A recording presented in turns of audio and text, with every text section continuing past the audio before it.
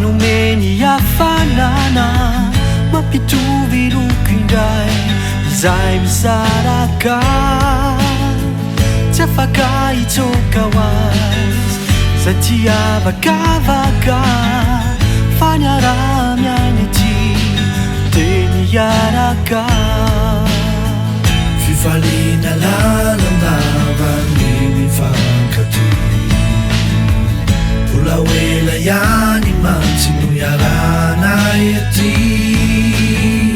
ny mifahavalangamba tsy tsara satria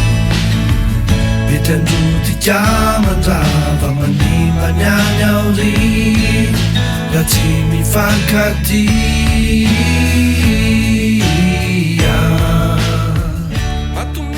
fifaliana lalandava hira anankiray ao anatin'ny rakira fiarahana foy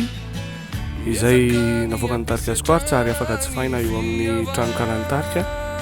adresse dia www.squartz-officiel.com sotra betsaka